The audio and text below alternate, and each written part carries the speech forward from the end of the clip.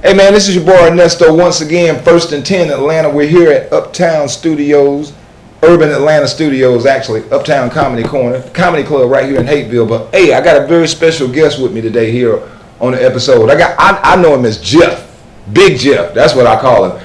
Introduce yourself, bro. Tell us who we talking to. Talking to Coach Jeff of Atlanta, Coach Jeff of high school, sports, football, soccer, basketball. How long you been coaching, Jeff?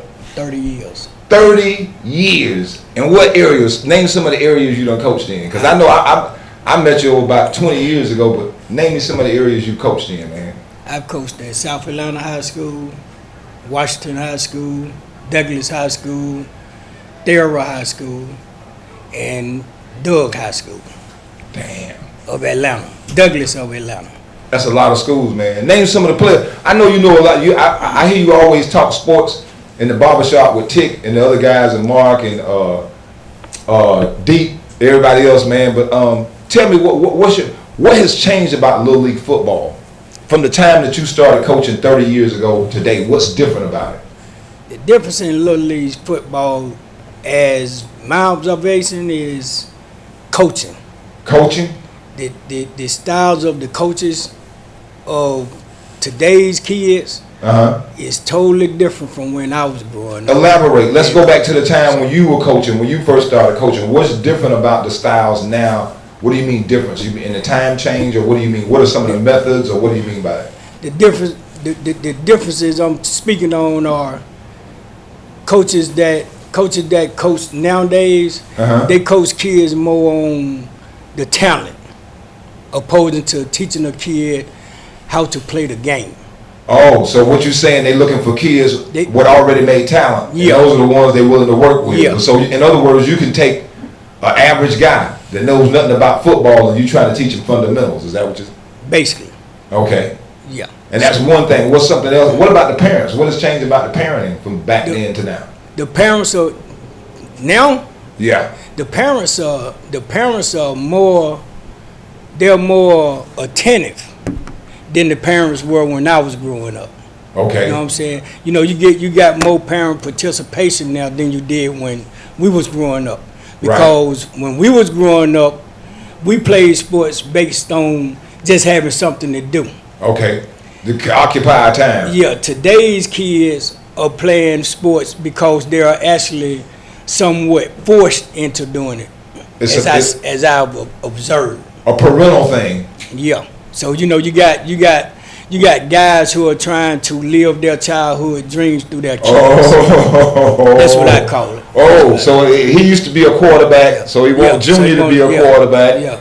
And what about some of these parents? Because we had a topic here going on the past couple of episodes of how the parents actually control youth sports because they can pull a kid and take them somewhere else, or if they don't like the coach. What about that? What do you? Okay. Now, the reason parents are allowed to do that and have that type of leeway, right, is because of what I just spoke on.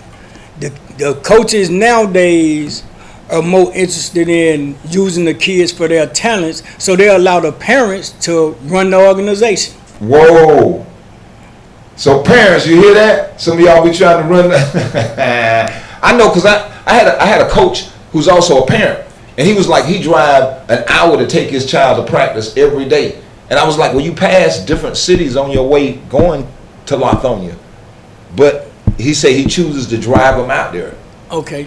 And that's not, and to me, when coaches or parents tell me that, I take it as an excuse. Whoa. And what I mean by excuse is, if I grew up in Jonesboro South Project. Whoa, say that again. Where you grew up at? Jonesboro South Project. Jonesboro South. All right. And I refuse to go play in another neighborhood when I can represent my own neighborhood. Okay. Nowadays, the parents are not involved in that. They don't appreciate that. And basically, community. You would rather build a community team. Community team. You want a community team. I would not like to see my child go from my community to the suburbs to play a sport when all we got to do is take these same kids, Right. put the time in them, Okay. give them the fundamentals of the game. I don't care what game it is, Okay. and be committed to it.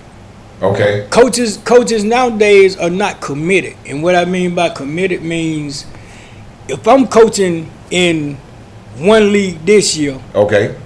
and I'm coaching in another league next year, Okay. and then I'm coaching in another league year after next, I don't consider that a committed coach. He should stay in that one league Hey, and build it. that's how you build organizations. That's how you build programs. Okay. You don't build programs by skipping programs. Okay. You So you understand? like a year over at this program. I'm gonna be in Ben Hill this year. Next year I'm gonna be in South Atlanta. Next year I'm gonna be in Lithonia. Next year I'm gonna be in Decatur. Yeah. So they just moving around. It's just moving around. And a lot of cats who does that, I've noticed from me observing Little League football's Little League activities, period. Okay. A lot of coaches are stuck in the W. The win. So if their Everybody program, wanna win.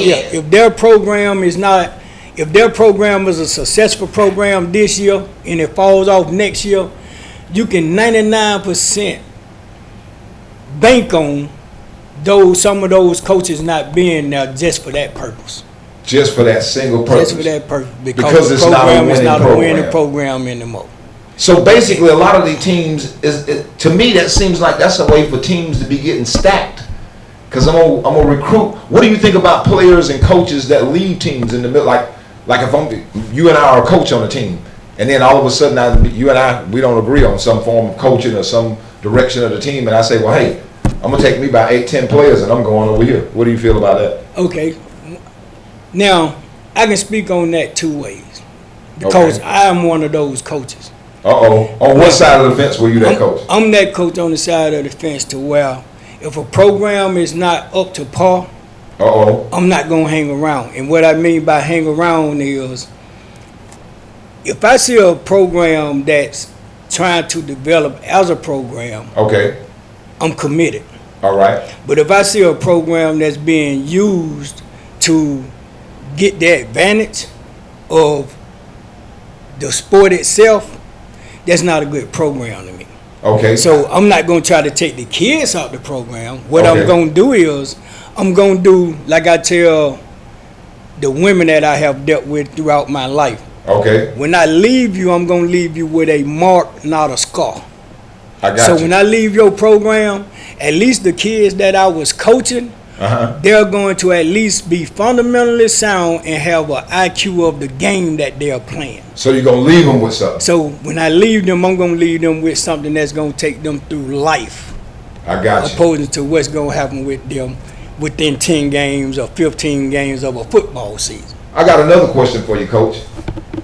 What do you think about sponsors for team? Like if I'm a sponsor, how much say-so should I have on a team? Should I be able to tell the coach what play to run? Should I be able to say what kid gonna play? I see that's a big issue sometimes in Little League sports. The people that are financing the teams, they like, hey, I want to have a say-so. Okay. What do you feel about that? A sponsor of a program does not supposed to be allowed to speak on the program. Okay. Because they're a sponsor. Their position in a program is to be just what is named, a sponsor. A sponsor. Okay? Now, if you are a sponsor / coach / owner, Okay.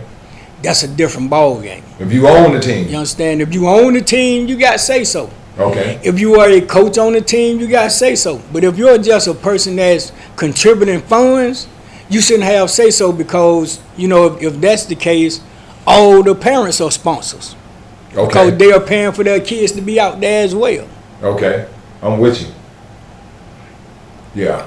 So Check this out, man. What do you have a team this year? no. You don't have a team this year.